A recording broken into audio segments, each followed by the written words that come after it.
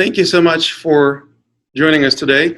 This is an exciting opportunity for me to talk to you about the year that we've had since the official announcement of the pandemic last year in March. I believe it was 12th or 13th, pretty much a year ago. And it's been a heck of a ride. For most of us, it's been a challenging year, although many of us also experienced some significant improvements or breakthroughs. And that's something that also I wanted to bring up today, because we're not just suffering, we're also experiencing improvement in the quality of our lives. And some things that I will be sharing today that will help improve the quality of life. And also, I want to share some of the lessons that I know I've learned, many people I work with learned as well. And you are welcome to ask any questions. If you have any questions related to Qigong or Tai Chi or any related disciplines, or questions related to resilience, how we managed to actually thrive during this time despite all this pandemonium. Now, first of all, I don't want to sound smug. So if you experienced any suffering, if you lost any loved ones, if you experienced some financial challenges or health problems during this year, I have you in my thoughts. And that's something that is an important thing to put front and center, that we want to be aware and cognizant and compassionate to each other.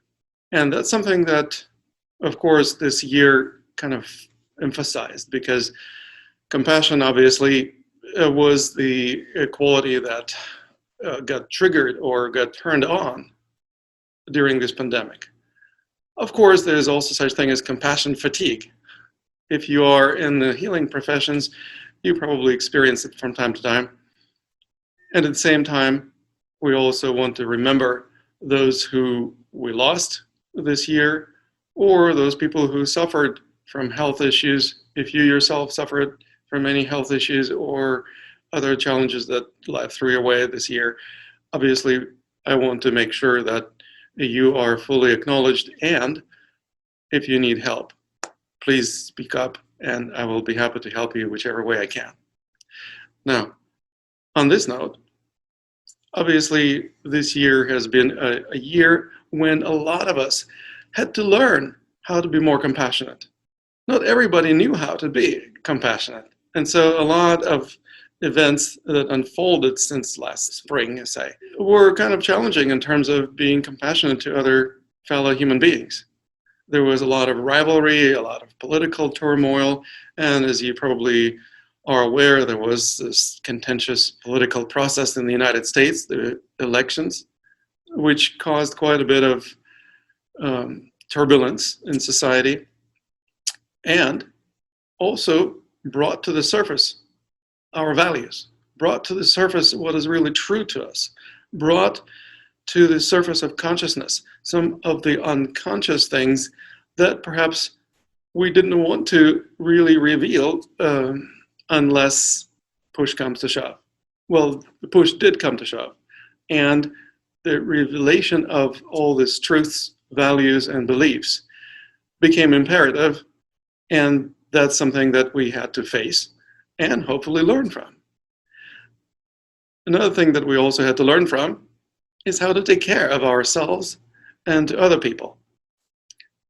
I've been talking about prevention for decades. Many of our colleagues have been doing that even longer than me. How many people were actually paying attention to prevention? How many people were really paying attention to taking care of their health before they get sick? Well, now it's something that is imperative, and most people begin to actually pay attention to their own health and to prevention of disease. So this is like a dream come true for many of folks like myself who have been on the cutting edge of the health consciousness revolution. And of course, there is also a number of people who were either in denial or just simply did not trust the science. And so these type of attitudes and beliefs also bubbled up to the surface of consciousness and also became apparent and outright discarded by most people. What happened as a result of clarification of these beliefs? Well, hopefully more clarity, hopefully more awareness. And this self-awareness is something that actually is one of the primary causes of greater health and prevention of disease. Because where attention goes, energy flows. We actually are learning how to become more self-conscious, or self-aware, I should say. Self-conscious is maybe more like shy, but self-aware is what we really need to be. Why? Well, because where attention goes, energy flows. If you pay attention to yourself, where does energy flow? It circulates in your system. It actually creates a massive energy flow within your body, within your energy system.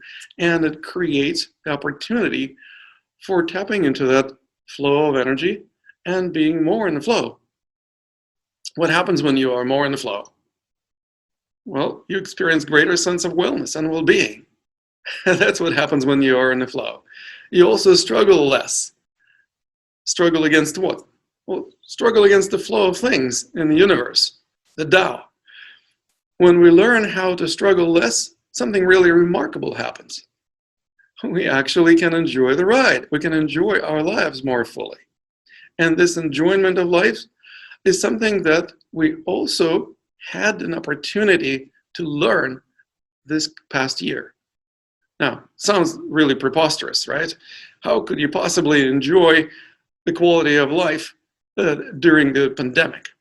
Well, actually, I did quite a bit of research and study and evaluation of many people I work with or communicate with, people who responded to our surveys, people who attended our World Congress on Qigong. There were a lot of people I received information from and took some time to process it. And guess what it revealed? The majority of people actually said that their quality of life improved during this year. Sounds strange, sounds counterintuitive, but that's the fact.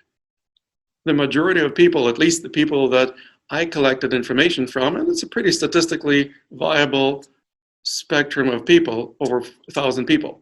So it's a significant group of people who are obviously somewhat related to Qigong, somewhat related to the energy arts or Tai Chi or related disciplines. These folks reported that their quality of life by and large improved. Of course, not everyone reported that. For some people, the quality of life diminished, whether because they got sick or because they couldn't tolerate social distancing or can handle wearing masks or had to cancel the trips abroad or any travel to that matter. Of course, we had to cancel our trips. Of course, we had to cancel our events. It's a given that a lot of folks in our community who are teachers, who are professionals, had to actually experience some setbacks. And I want to dedicate a fair amount of attention today to those of you who are professionals in our field, because I have some awesome solutions for you. And I also want to acknowledge that yes, there were some setbacks. There were canceled events. We couldn't travel to teach retreats or workshops. We also couldn't accept people coming to see us from overseas or even other parts of the country because they couldn't travel either.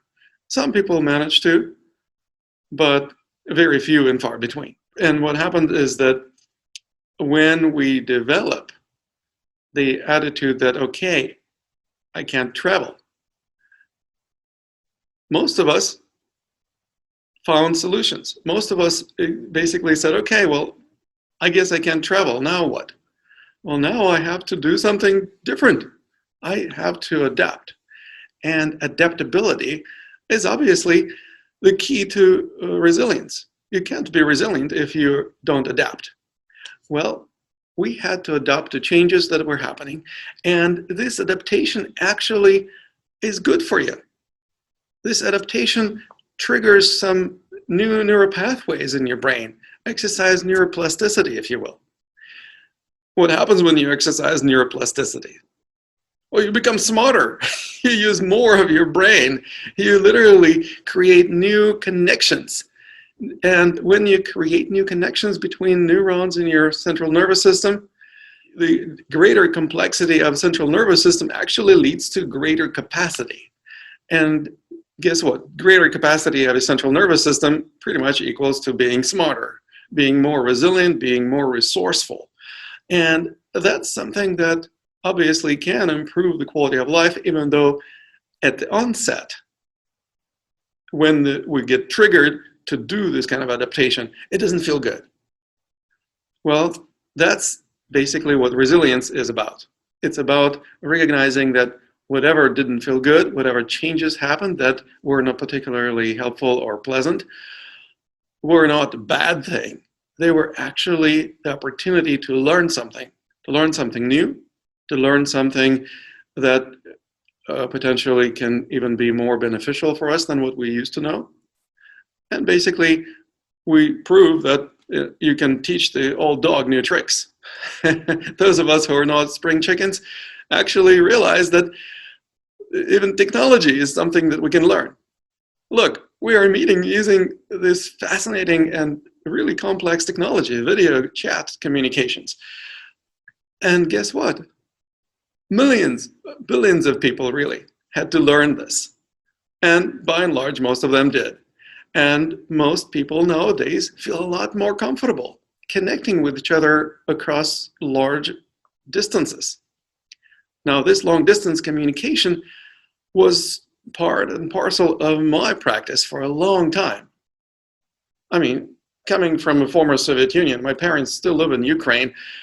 I had to communicate with my family long distance, so I was really thrilled back 20 years ago when Skype became available. And then other video chat or video conference systems like Zoom, for example.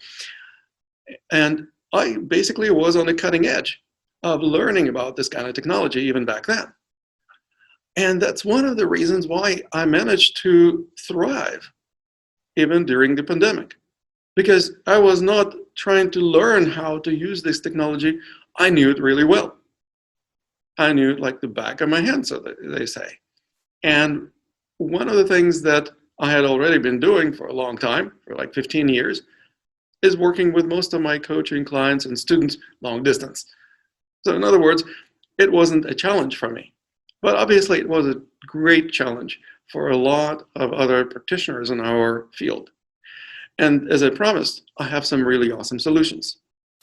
I'm not going to hold back. I'm just going to put my cards on the table right away.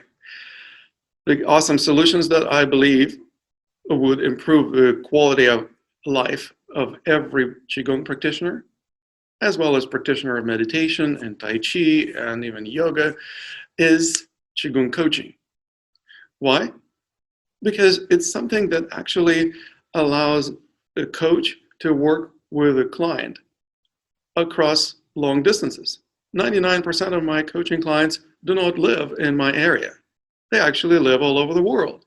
I have students and coaching clients in Asia and Australia, in Middle East and Europe, all over the United States and Canada and other parts of Americas. It's ridiculous how easy it is to work with people long distance once you get used to it. It's as easy as for us to be talking right now using video chat. Another thing that also makes a huge difference in the quality of work with our clients as coaches is that we stop teaching. Now, you may be like, wait a moment, I'm a Qigong teacher. Are you telling me to stop teaching? Well, I don't want to tell you that you should just quit teaching and never teach again. But switching from the teaching mode to coaching mode is something that is so amazingly beneficial for the client and also so really beneficial for you as a coach or as a former teacher that you will probably not want to go back. You may want to try how teaching works once again, when you can have live events or classes, but even in the context of face-to-face interaction with students, it's actually much more beneficial for the student to receive coaching than to be taught. Well, let me explain, because it may sound really strange. If you have been practicing Qigong, if you've been taught Qigong, well, then you probably have significant respect for teachers. And if you are a teacher yourself, well, you probably respect yourself and also hope that his students respect you as a teacher. What could be better than being a teacher, right? Well, there are actually alternatives. And coaching is such an alternative that actually exceeds teaching in many, many respects. How does it do it? Well, teaching, by definition, is the method of downloading certain information into the student's brains. And the student obviously needs to learn whatever is being taught. And once the student learns, well, they can replicate the teacher's moves or teacher's techniques or words. And the closer the student replicates the teacher's knowledge, the better the student is considered to be. And so they may get promoted and they may receive a new belt or a new degree or certification or whatever. But people don't become masters by receiving certifications. People don't become masters because they follow somebody else's steps perfectly. That's not what masters do. What makes the master a master is, in many cases, that he or she created a new forum or a new school or a new system or style. Those people who create a new style often are even considered grandmasters. Now, what makes the person a master or even a grandmaster? Well, by and large, it's creativity. It's something that is not taught in the context of learning forms or techniques. Creativity actually is almost scoffed at in many styles and systems, because they say, well, my teacher knew really well how to do this. He was the best teacher I knew, and so therefore, whatever he taught me is the best thing since sliced bread. Well, that also means, by definition, that you don't want to change anything about it because you want to follow the teacher's footsteps. And what that means is that you actually cannot become a master by just simply following the footsteps of the teacher. Sorry to tell you, that's not the path of mastery. Now, that's not the only thing that we recognize as the tremendous benefit of coaching. Not only does it inspire the students and coaching clients to become more creative, but it also empowers them to seek out knowledge in a way that is not just downloaded into their brains, but discovered. This self-discovery, in a sense, is the key to mastery. You cannot really become a master if you don't learn how to discover things. You don't learn how to learn.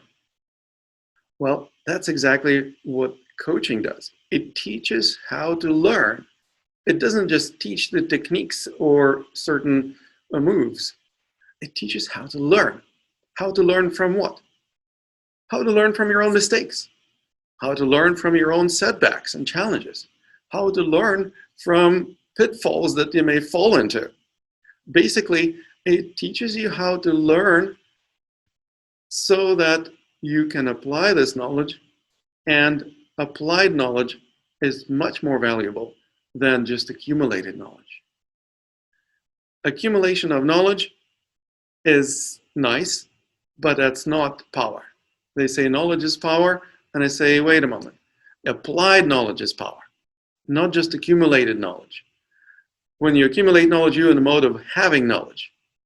When you apply it, you are in the mode of being knowledgeable. And being knowledgeable is not the same as just merely having knowledge. You know what I mean? I'm sure you do. So what that also means is that when we discover things for ourselves, we start becoming more self-reliant. More self-reliance means that you're not really relying on other people. In other words, you don't hope that somebody will come and rescue you. You don't hope that somebody is going to pull you out of the trouble or out of a muck that you may get stuck in. You learn how to get unstuck. And that is an unforgettable knowledge. Because once you learn how to get unstuck, you will be able to continue using that skill. Being stuck is one of the prime problems that people reported in many of our surveys that they had. Being stuck in terms of being stuck at home, like social distancing, that type of thing, but also being stuck in terms of personal development, professional development, relationships. Being stuck is not fun. It's opposite of freedom. And if freedom is important to you, if freedom is one of the top priority values in your value system, then you will do whatever it takes to learn how to set yourself free. And that's one of the things that is so unique about Qigong coaching, is that we talk about values. Over the years, many Qigong teachers asked me, how come you talk about this kind of things like values? We don't do that kind of things in Qigong. We don't talk about values. I say, well, you know what? That's why you have such huge attrition. The students come to study with you, and it seems like it's a good idea to learn, but they end up leaving just after a session or two, or a class or two, or a workshop or two. Basically, they don't stick around. Most of them don't. How come? Well, because there is some disconnection between their values and yours, or the values that they were hoping to receive as a result of attending your lessons or workshops, and the value of what they actually received. So if there is a discrepancy between the values, wouldn't that make sense to actually talk about values and become really clear on the values? And guess what? Values have energetic quality to them. Just like beliefs, just like states of mind, just like energy centers in the body. They have certain specific types of energy associated with them. Wouldn't you say that a racist has a different energy to them than a humanist? Well, it's just about values. But this kind of difference in energies actually makes a huge difference in terms of alignment with a certain course of action, or a certain school of thought, or certain school of Qigong. So if you have a school and you see that people sometimes are not quite in alignment with your values, you may not recognize it that it's a value issue. You may just simply feel like there is some kind of disconnect. What we're going to do is we're going to be learning how to identify the values and how to reconnect with the values in the most intelligent and the most skillful manner. Skillful means, in Buddhism often referred to as upaya, is something that I'm an expert in, and I would love to support you in discovering those skillful means for yourself. I will be sharing with you a little bit more about skillful means in just a moment, because I still want to continue going over some of the lessons that we learned in this pandemic. So, for example, another lesson that many people learned during this pandemic is the lessons related to their finances. Damn, a lot of people lost jobs. What can you learn from that? Well, if you consider this as not just a problem, but also a learning opportunity, you may learn a lesson or two. What kind of lessons could you learn from losing a job? Well, first of all, job is not all and all be all solution. In other words, it may go away. Even seemingly secure jobs may evaporate overnight. So having more self-resourcefulness or self-reliance in terms of finances is crucial And that's something that this can be and should be one of the lessons of this pandemic. One of the things that also happened is that people perhaps realized that they were not saving enough money. They didn't have enough savings. And so when shit hit the fan, they actually didn't have any resources. How do you resolve that? Well, basically, reevaluate your values when it comes to savings. That's one of the simple things. I actually learned not just how to save, but how to invest.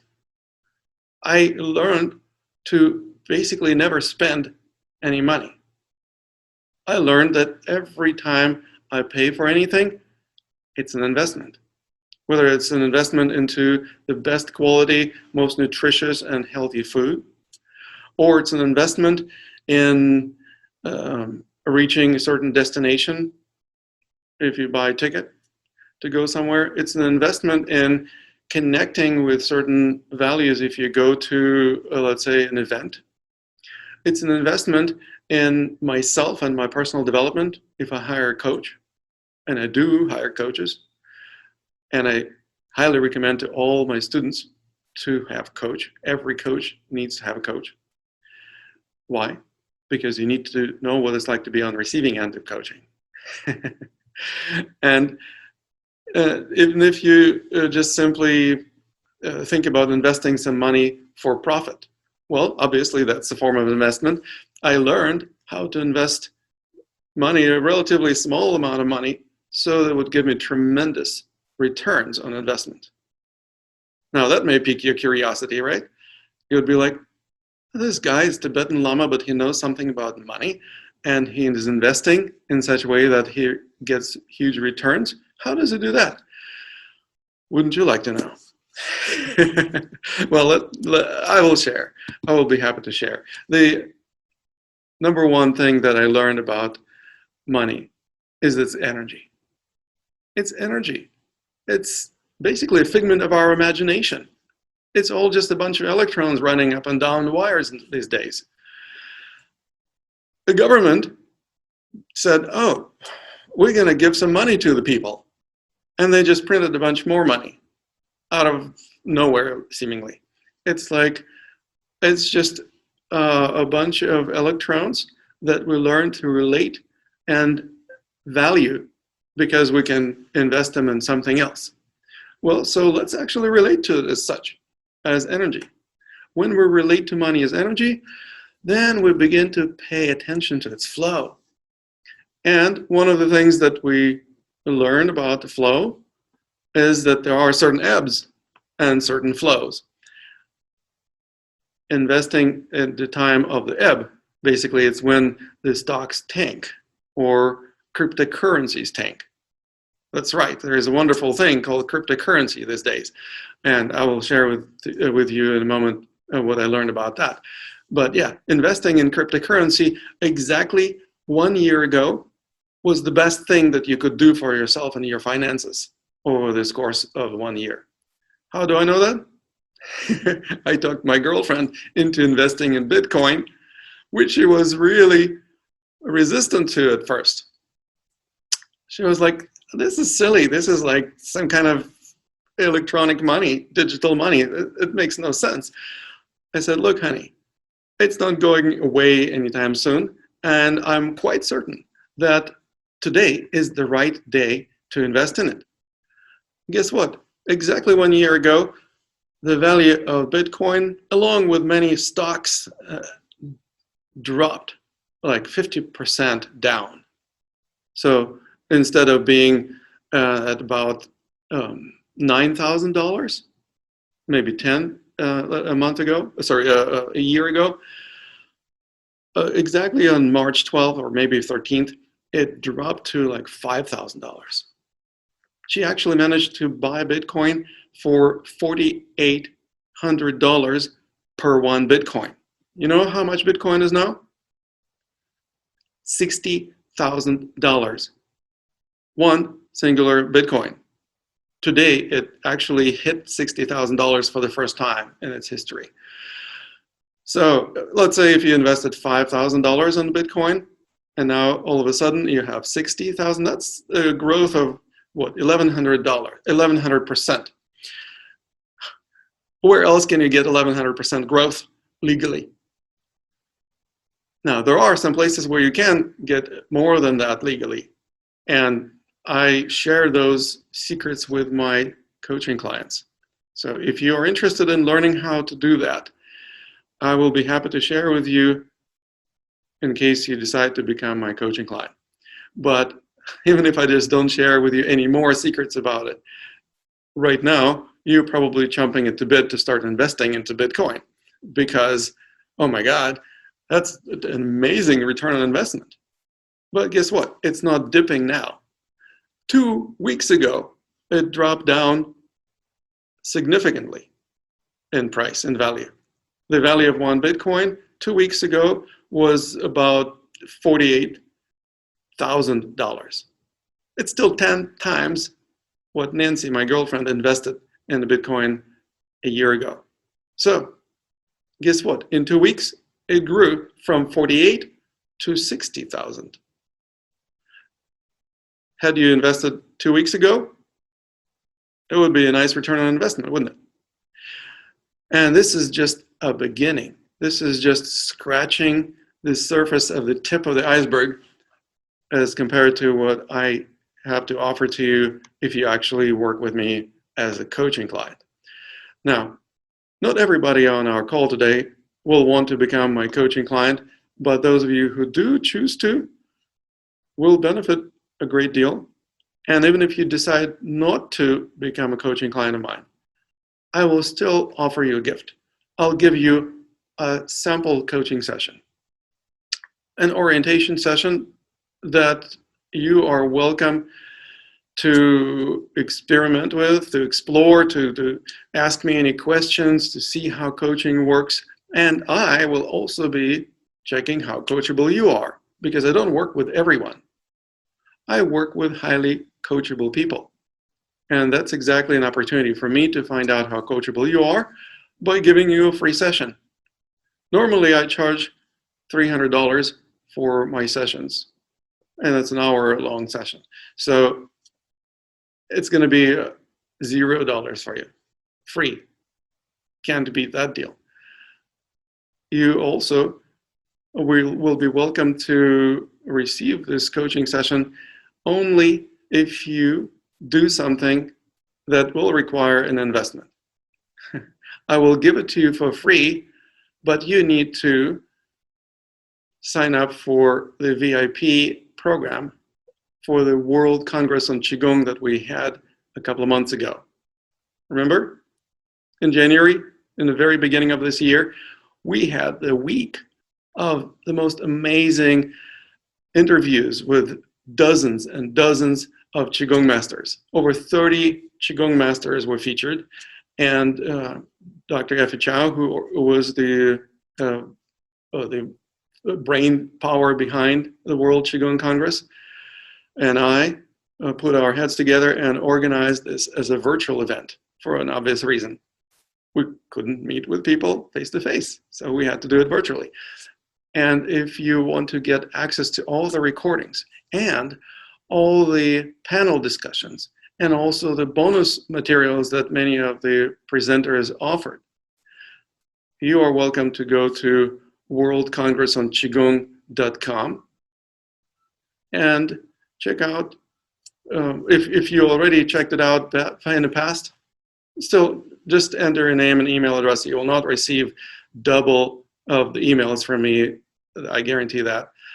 What you will do is you will get access to some of the recordings, and it's very inexpensive. And a lot of people who received my email today, this morning, already jumped into this opportunity, but not quite as many as 10 people yet.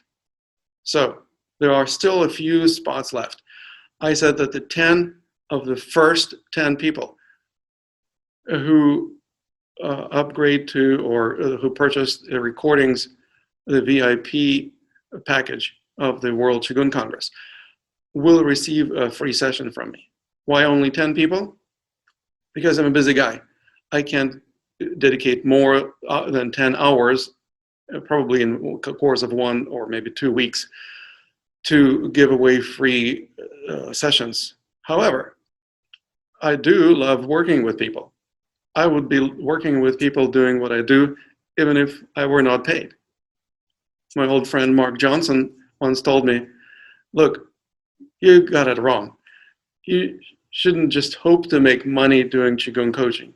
Do Qigong coaching as kind of like a side gig. You have to make money elsewhere.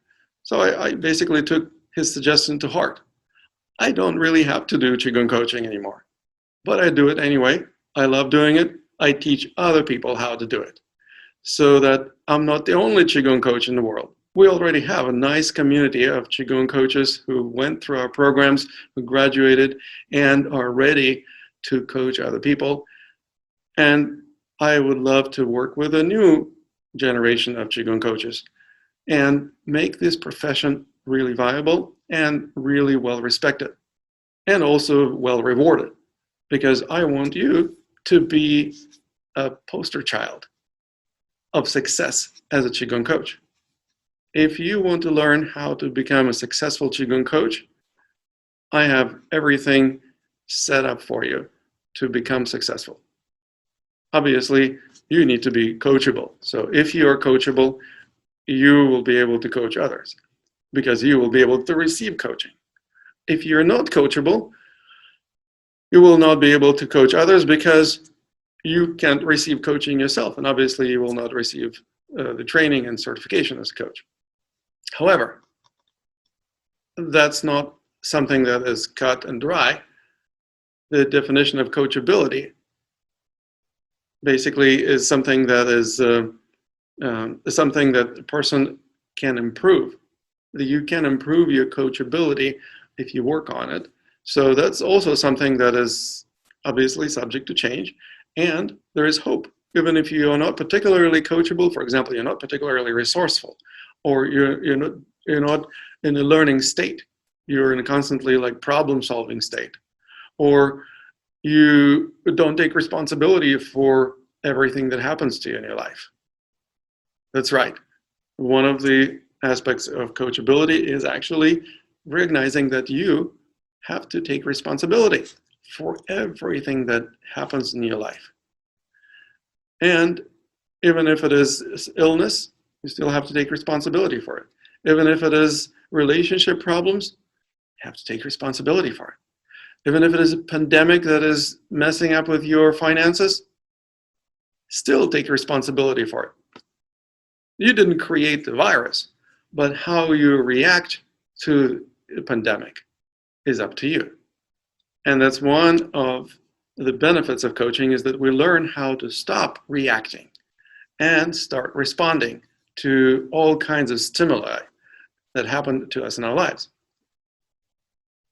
What's the difference between a reaction versus a response? Does anyone know?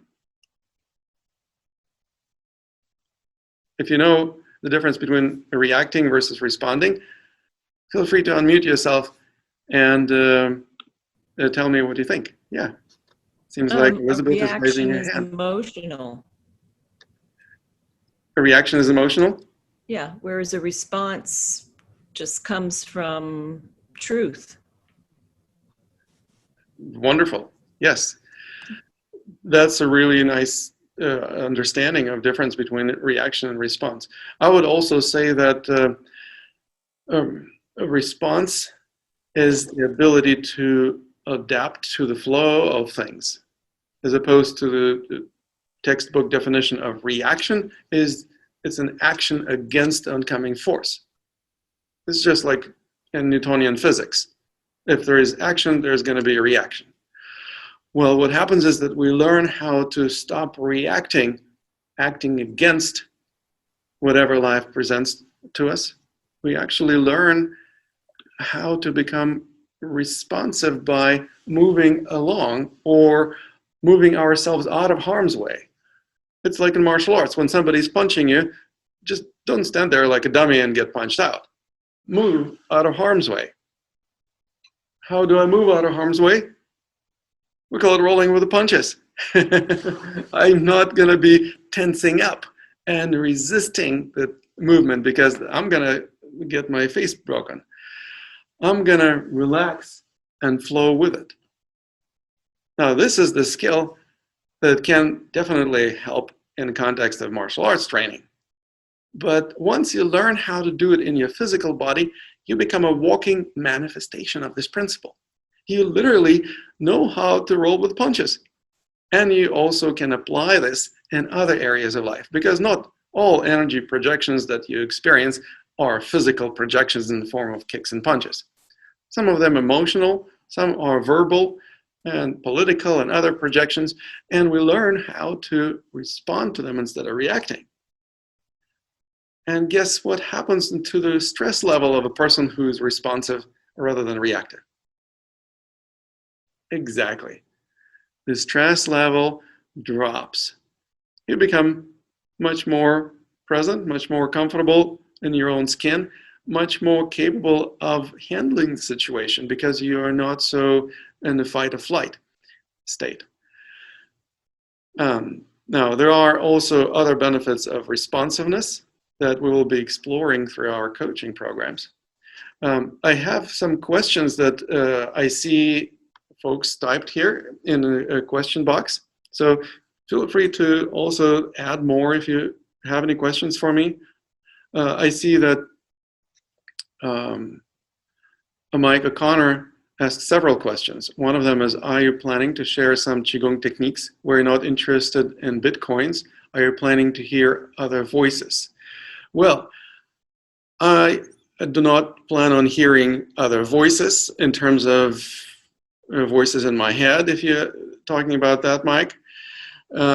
If you want to speak up, you're asking me if I'm interested in hearing your voice. Yes, I'm interested in hearing your voice, Mike. You also said that if I'm interested in Bitcoin, I will speak to a financial advisor. Okay, great. Speak to a financial advisor. That is totally your prerogative if you have a financial advisor who knows anything about Bitcoin.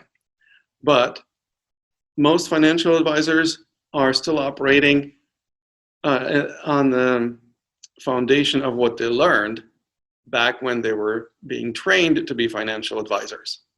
If your financial advisor has been around the block a few times, in other words, they received the training more than 10 years ago, they probably don't really know much about Bitcoin or other cryptocurrencies. And Mike also posted another question: how do you define a coachable person? Well, I already answered that.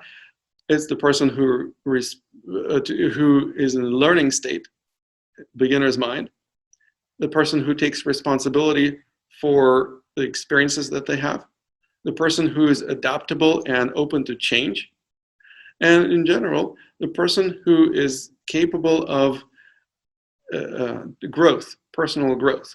They're in a growth mindset rather than resistance or reactive mindset. There are other definitions of coachability, and I will be happy to explore that when we have an individual coaching session, during which we will talk about all the specifics of that. Now, there is also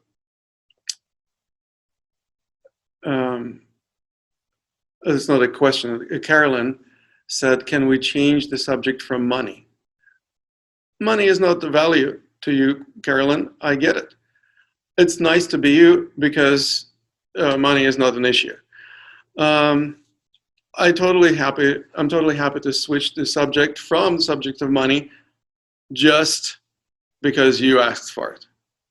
But for all the other folks who actually are not opposed to learning about the energy of money, rest assured, I have a lot of great information for you and opportunities to learn a lot more, not just by hearing me talk, but actually by learning from other sources.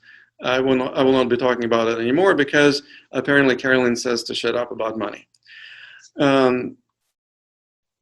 Yeah, Marcia, thank you for answering Mike's question, you typed here that open to change, willing to consider new ideas, will take action, and self-motivated. Yes, self-motivation is another really important aspect or facet of coachability. And Sir Frederick couldn't see the question box. Well, guess what? If you type your question in the chat box, I will see it and will be able to answer your question. So consider chat box to be the same thing as the question box. And you also, Sir Frederick said, sounds like instructor training. Well, instructor training and coach training are not the same thing, because the coaches receive coaching. In the context of the coaching training program, yes, you will receive training, but you also will receive coaching, both from myself and other coaches. Basically, you will experience what it's like to be on the receiving end of coaching enough so that you will know what your coaching clients will be experiencing as well.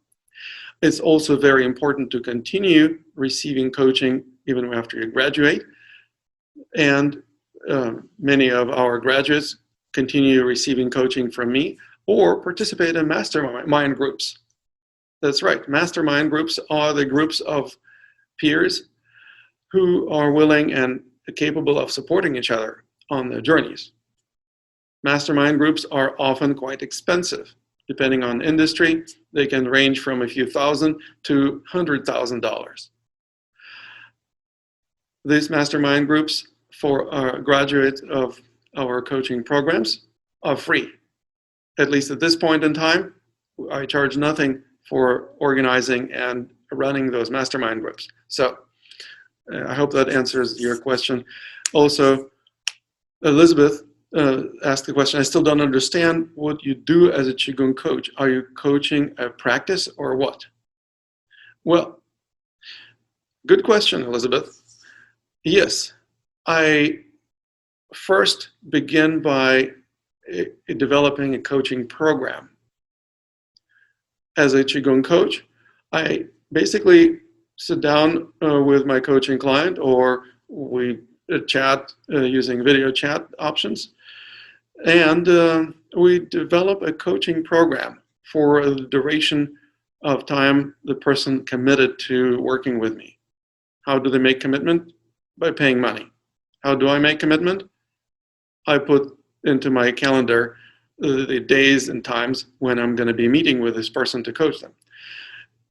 We sit down and create a game plan. First of all, understanding what is it that you are dealing with? What are the challenges that you're struggling with? What are the aspirations or goals that you would like to achieve? I actually like transitioning in that context from goals to dreams, because most goals are extrinsically motivated. Most people, when they come up with a goal, tend to think of a goal as something that would be justified or informed by the media, by the social norms or mores, by society in general, by the parents, by their religion, or whatever informs your goals. But dreams are much more authentic. We want to manifest our dreams, not somebody else's dreams. Dreams also come from within ourselves rather than from without. So this intrinsic nature of dreams is something that we put to good use. We also recognize that we can actually use energy awareness that can apply to dreams. It's a lot easier to manifest a dream if there is energy that would support the manifestation of the dream. Where are the resources that would provide that kind of energy? Do you know how to tap into the resources within you that would support the manifestation of your dream? Or are there any other resources around you that would provide that kind of energy? Clarity of vision is also very important in dreaming, because it literally makes it a lot easier to manifest a dream that you're clear about. If you're unclear about the dream, it's going to be a pretty mucky manifestation. In other words, you're going to experience something. How close it's going to be to your dream, Who knows? Because you weren't clear in the dream in the first place. So what we do is we develop clarity of vision. We also develop a certain game plan in such a way that we develop milestones that would be like stepping stones. As we go along this path, or as we progress along this coaching program, we check, did I actually reach that milestone? If I did, great. Let's celebrate. Let's take advantage of it. Let's capitalize on this achievement. If I didn't, well, what is it that prevented me from achieving that? Did something stop me, or did I get distracted, or did I lose interest? Did I take action that I said I would take? Coaching also provides accountability. Unlike most relationships that don't really enforce or provide much accountability, coaching does. Even the best friends may not give us any accountability because they may not feel motivated to keep us accountable. Our best friends may not have the skills to provide accountability to us. Our best friends may not know that we need it, or they may feel self-conscious about it. In other words, our best friends often don't do that which our coaches do. Our coaches provide us the accountability as well as the expertise and the skills of coaching. And one of the skills of coaching is asking the right questions. What are the questions that coaches ask? Well, first of all, what's working, what's not working right now? How satisfied are you with the current state of affairs? And what is it that you would like to improve or change? Where would you like to be in, say, a year from now as a result of this kind of changes? What is it going to be like? How will you know that you've achieved what you set out to achieve in a year? What would be different in a year, or we'll say 6 months, or whatever length of time you choose to set up the coaching program for, as compared to today? And then we start working on developing the game plan or strategy that would actually facilitate that transformation or transition from the current state of affairs to the desired or dream state. And one of the things that I use a lot is practice of dream yoga. I'm a Tibetan Lama. I studied dream yoga as one of the spiritual disciplines associated with my spiritual training.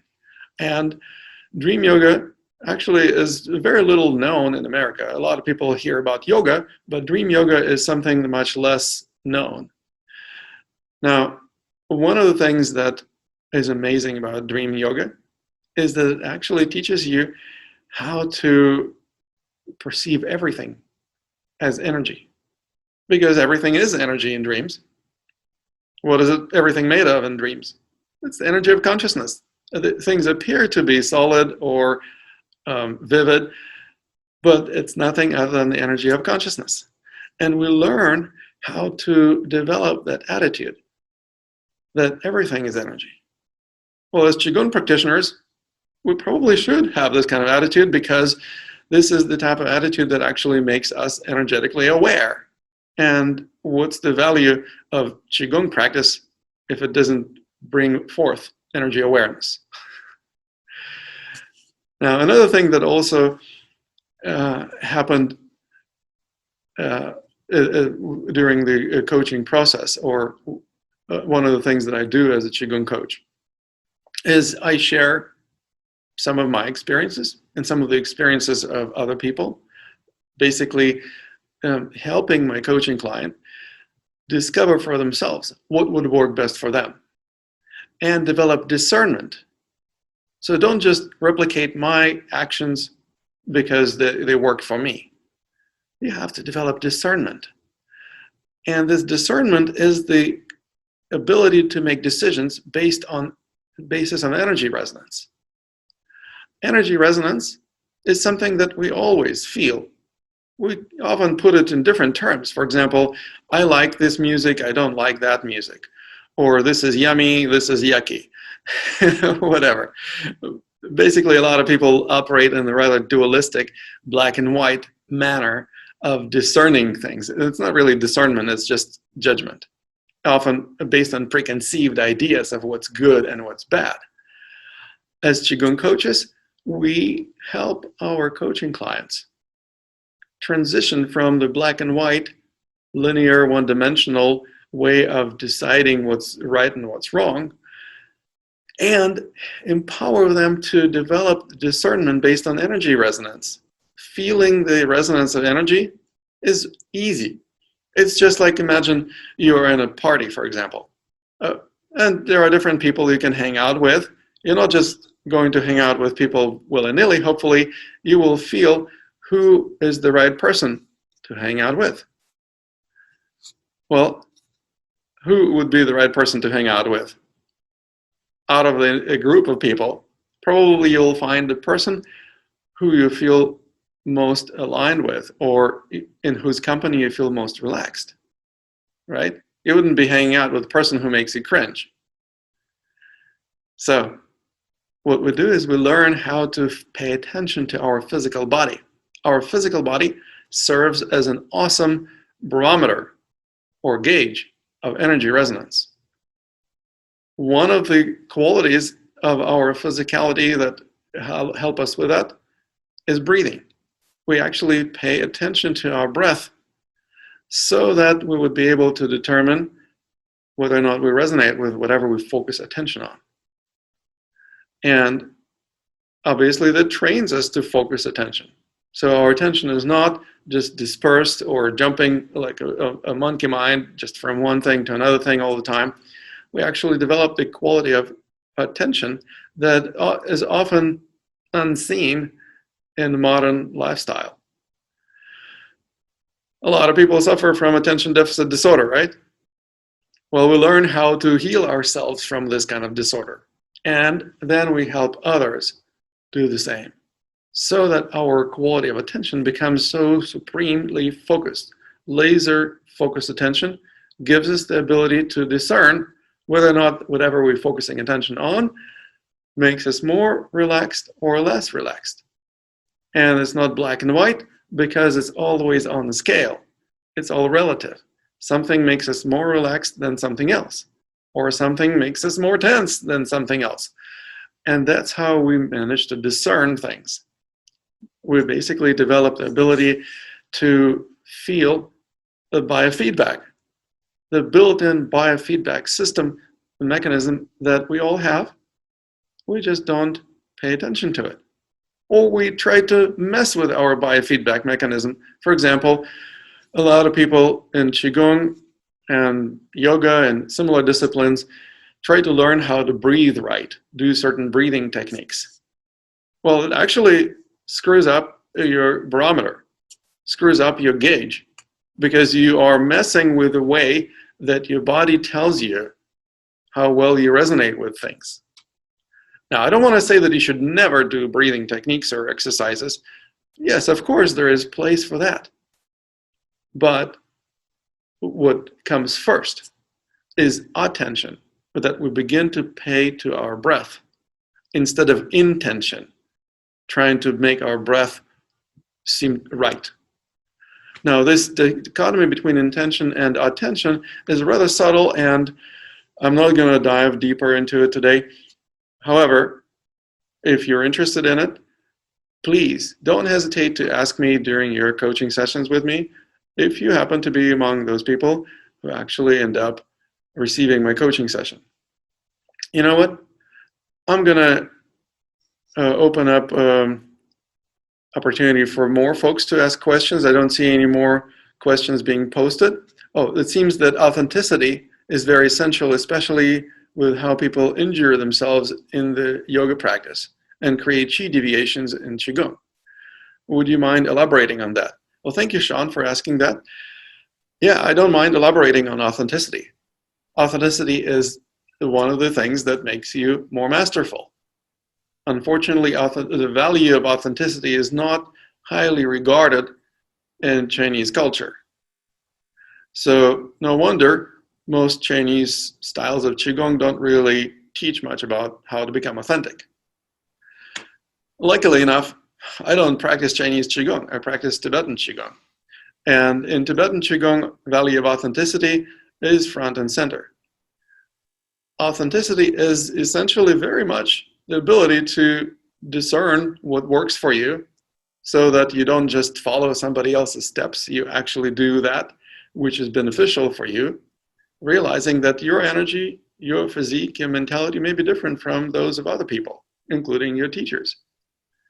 And just doing whatever the teacher does, monkey see, monkey do type of technique, often doesn't work, or often leads to inauthentic practice. Now, of course, I'm going to get a lot of schlack from Qigong masters who will be saying, oh, who are you, whippersnapper, to tell us that authenticity is more important than my teachings? Well, you know what? I'm not afraid of that. I welcome this kind of dialogue.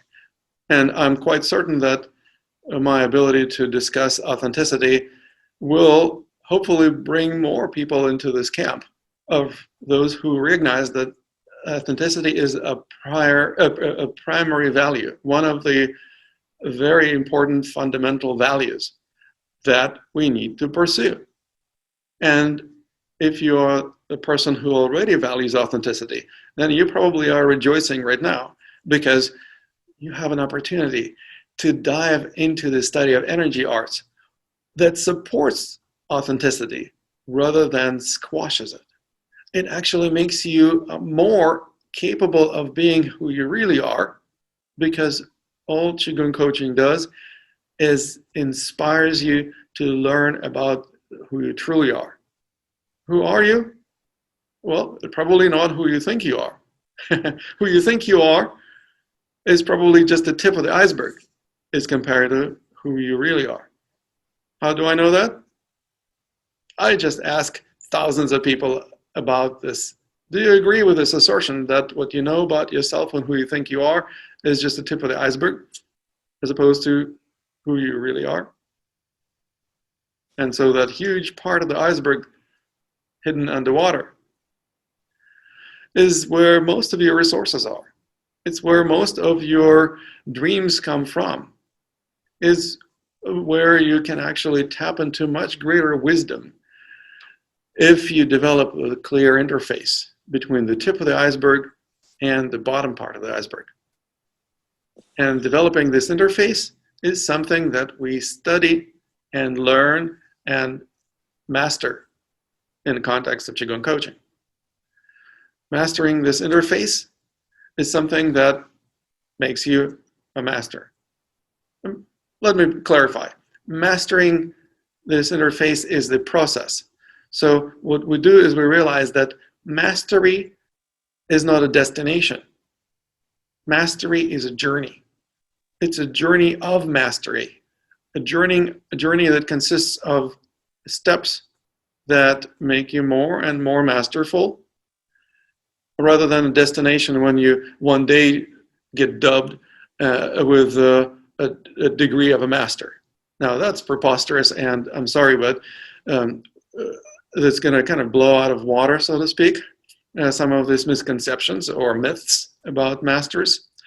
And some masters may hate me for this. I don't give a crap. What I do is I just simply help more people become their own masters in their own right. And if you're interested in becoming a master in your own right, I invite you to join me on the path of mastery. It's not a path to mastery, it's a path of mastery. It's just like enlightenment.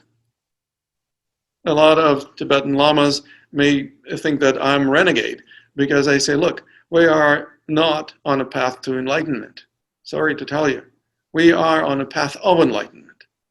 We're learning how to experience enlightenment just like we learn how to experience mastery on a daily basis. A little bit of enlightenment here, a little bit of enlightenment there actually brings you into an enlightened state over time. And when you become more and more enlightened, your quality of life changes. And that is the proof positive that you're on the right track, my friend. You don't become sicker when you become more enlightened. Just like you don't become sicker when you become more masterful. You develop self-mastery. That is what mastery is really all about. And that's something that obviously I value highly. That's something that I stand for.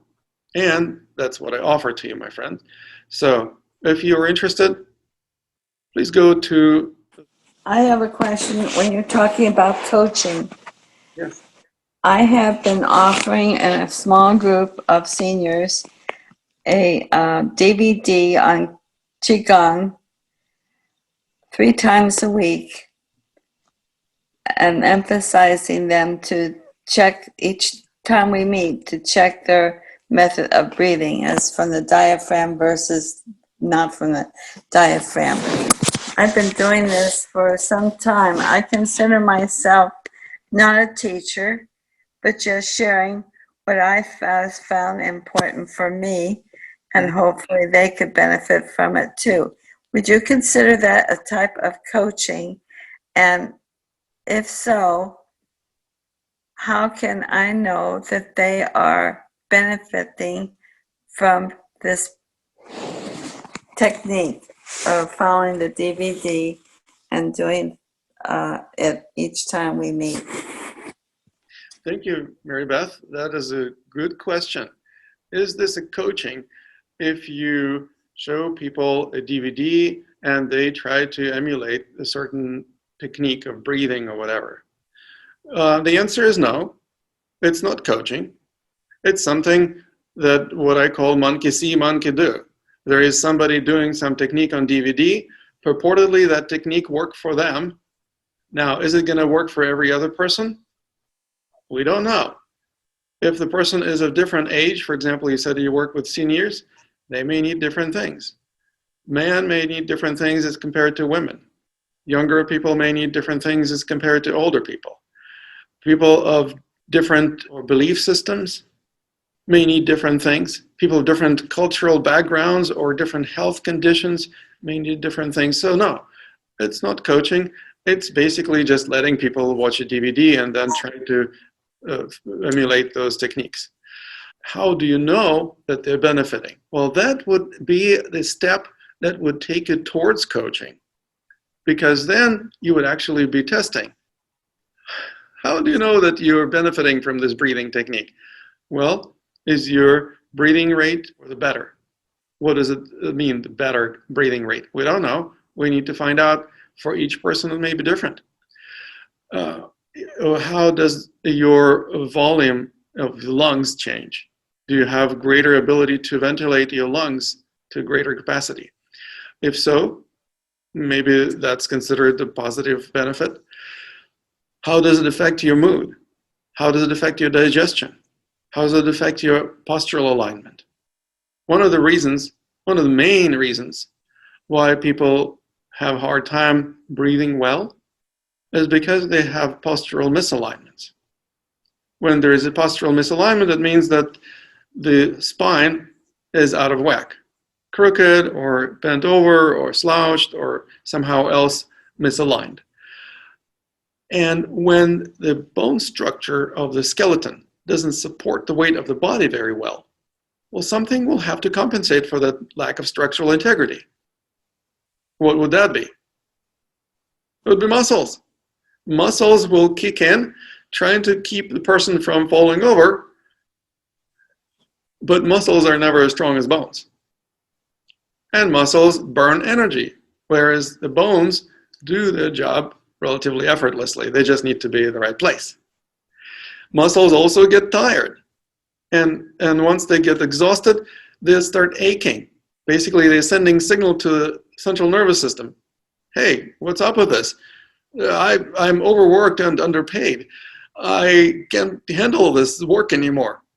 Well, of course, that comes in as a form of a pain signal. And many people, whether they're seniors or not, whatever generation they belong to, often think, well, if there is pain, I need to take painkillers because that's not good. instead of perceiving it as an important biophysiological feedback mechanism, inviting us to pay attention to something that's not working properly. We try to kill the messenger. That improper functioning of the part of the body is still happening, we just don't recognize it, which means we can't attend to it, which means we can't pay attention to that which is actually weak. The weak part of the body is the part of the body that's going to start breaking down or complaining first. Like the chain breaks at the weakest link. The weak part of the body needs attention, because where attention goes, energy flows. That's one of the ways to empower this disempowered or disenfranchised part of the body, by paying attention to it. We also may learn something when we pay attention to ourselves. When we learn about the root causes of our misalignments, we may be able to attend to them or stop misaligning ourselves, because it's not something that somebody does to us. We do it to ourselves, but we do it unconsciously. So we can't stop doing it because we don't even know that we're doing it. So we need to become conscious of it. Once we become conscious of it, then we can exercise the freedom of choice. So we have a certain degree of self-agency. Now, if we have misalignment and muscles are holding tension because they're keeping us from falling over due to gravity squashing us down all the time, these muscle tensions will be screwing up our breathing. That's the reason why people feel that they need to do some breathing exercises, because there's something wrong with their breath, right? If there was nothing wrong with the breath, why would you be bothering with it? But if there is something wrong with the breath, then you think, oh, I need to do some breathing exercises. And there is this good technique that somebody teaches on DVD. Well, guess what? If there is still the primary issue in place, such as misalignment or muscular tension, and you try to counteract it by breathing deeper or more thoroughly. Basically, it's like you can only counteract tension by tensing up muscles antagonists, going against the primary tension. Well, then you have primary tension and secondary tension. Now you have twice as much tension. Who wants to have twice as much tension? Raise your hand. No, I don't want to have twice as much tension, thank you very much. Nobody does. Nobody needs it, but everybody thinks that doing breathing techniques or exercises is a good idea. I call it bullshit, simply because people need to attend to the root cause why the breathing is stifled or hampered. Once you remove the root cause or stop doing to yourself what you have been doing all this time, natural breath erupts and spontaneously starts flowing. And what can be healthier than being natural? I don't know anything that would be healthier than being natural. If we allow the natural breath to erupt or start flowing, then we experience the optimal breath. Not because we forced the correct technique, but because we stopped doing to ourselves that which was causing the obstruction in the first place. Addressing the root causes, of course, is kind of the opposite of what Western medicine tends to do in most cases, by simply suppressing the symptoms. So that's basically my approach to working with breath. That we need to work with the root causes of issues rather than just trying to suppress the symptoms. Does it answer your question, Mary Beth? Yes, somewhat it does, because being seniors, we have acquired probably poor posture, poor breathing, or poor health, and it's come obvious since they have more time now that they're retired to try and improve themselves. So that is primarily why I found this DVD of a Chinese Qigong. I used to do Tai Chi, but because of my physical ailment of chronic scoliosis, I didn't find that as beneficial until I found the movement of Qigong, which does open up. And I shared that with this group, and they have keep coming. But I think you brought out some good points. And I respect the fact that I am not a coach and I'm not a teacher. I'm just a participant that's sharing what has helped me. And would signing up for your consult be just beneficial for me, that I can not only help myself, but help my participants? Absolutely. I really can't judge them by how they feel. They have to do that themselves. But I can try and improve my own self. Absolutely. Yes, it will be beneficial both for you and for other people if you work with other people. Whether you work in professional capacity or as like a community facilitator, it obviously will change the way that you work with other people. And what we do is we first discover that which is most beneficial for us. And at the same time, we also learn to see that what's beneficial for one person may not be equally beneficial for another person. And that's when we stop imposing our ideas of what's right and what's wrong on other people, and instead start empowering them to discover for themselves what is most beneficial for them. Sounds like a no-brainer, but that's not how most teachers operate. But that's what coaches do, on the other hand. And that's exactly why I had to develop this whole profession of Qigong coaching, because that was a missing link in our industry and Qigong field. Does it make sense? Yes, it does. And I appreciate your taking the time to explain that to me. You're so welcome. I also see Sir Frederick said that I like the idea of getting the certificate and still being coached after, and not just sent off on their own. Almost all the teachers I've met never go to workshops with other teachers. You are absolutely right, sir. Most teachers boil in their own juices, so to speak. And that's a sad state of affairs in our community.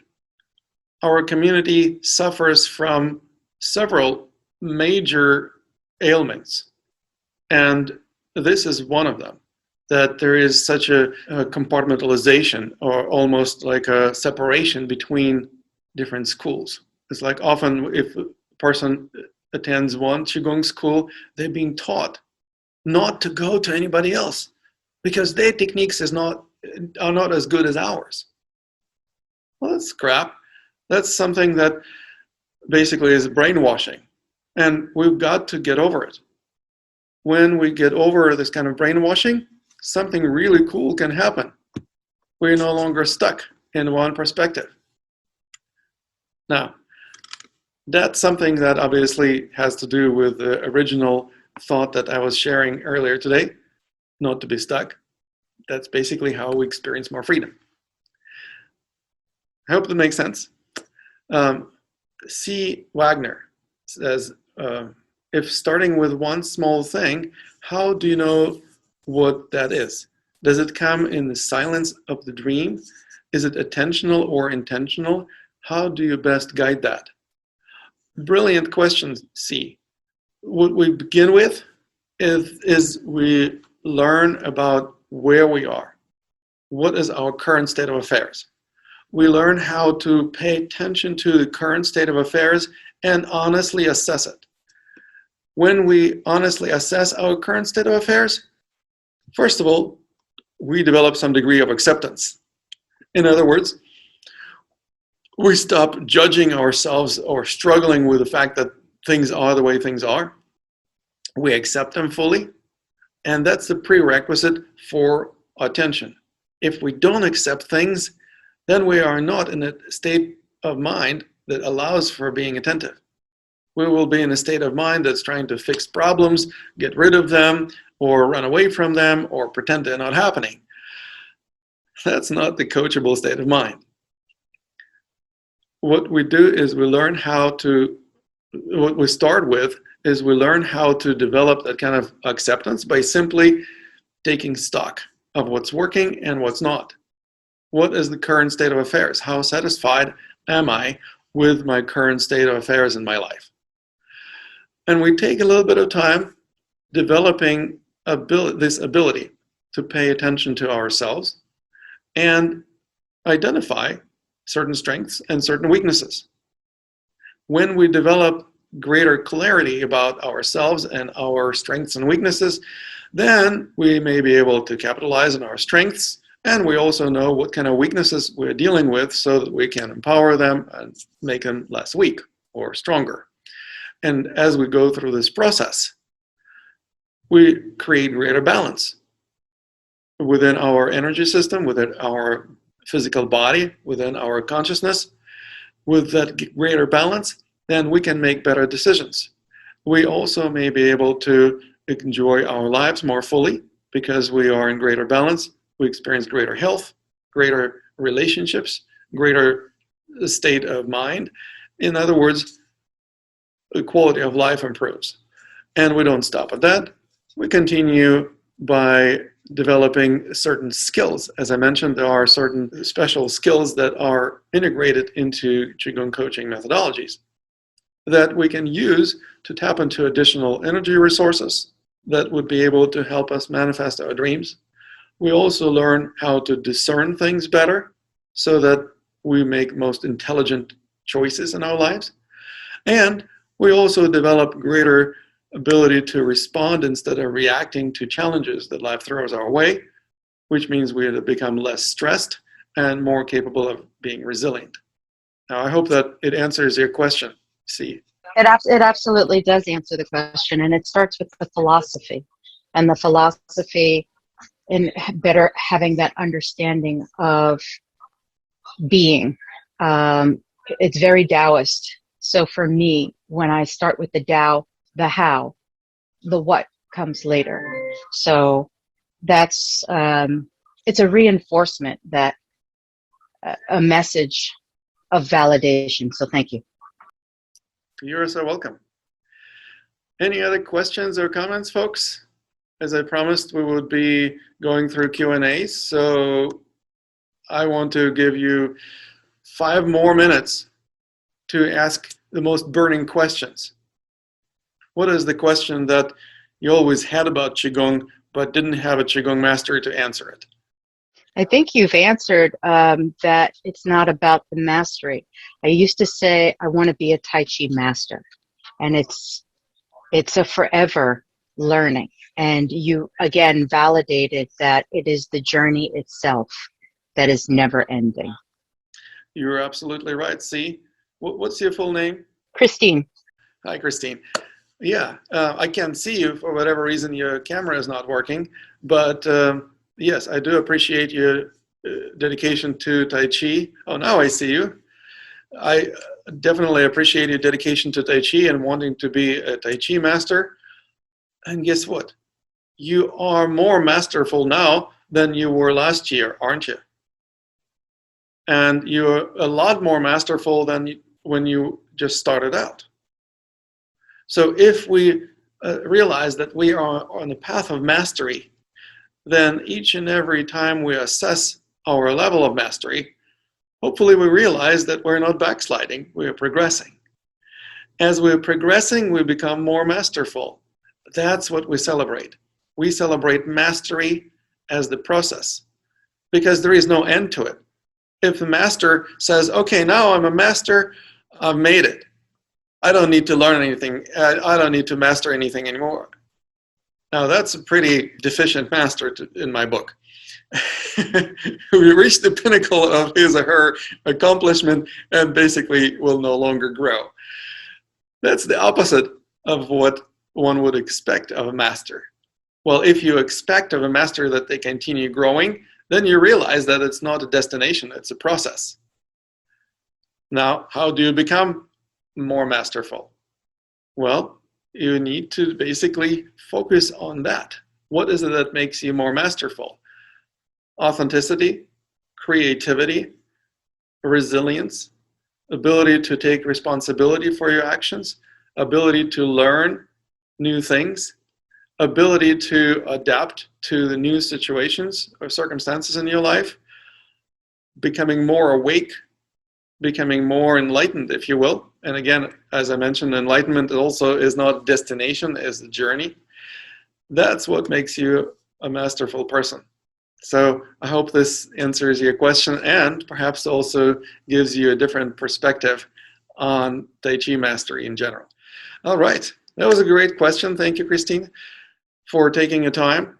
I love connecting with you. I love supporting my community. And it's not just my community, it's the Qigong community in general. As you know, I work with a lot of Qigong practitioners, organize virtual events like our recent World Congress on Qigong and celebrations of World Tai Chi and Qigong Day and things like that. Basically, I dedicated myself and my life to this line of work. And I don't even have to do it for a living anymore. I do it for fun. I still charge money for it because those people who don't pay money often don't invest their time and energy enough. So this is more of the confirmation of person's dedication to coaching rather than just simply filling my pockets. But this is something that can help other Qigong coaches because they may feel like, well, I would like to do something for a living that I love doing. And this is like a definition of dream job. So those of you who are interested in that, feel free to connect with me. I posted my link, calendly.com/tantrapa. Feel free to go and schedule a complimentary session with me that I'm not going to charge you anything for. Whether you are in the US, in Canada, in Australia, in Europe, Israel, any other place where you speak English, I will be happy to speak to you. If you don't speak English, well, I hope you speak Russian. I speak fluent Russian too, and we'll chat. And if you have any questions, you also are welcome to email me. You receive my emails, obviously, because you attended this event, so you know how to email me back. Feel free to send me an email if you have any questions or comments or need for help, and I will see what I can do. Until then, have a wonderful time.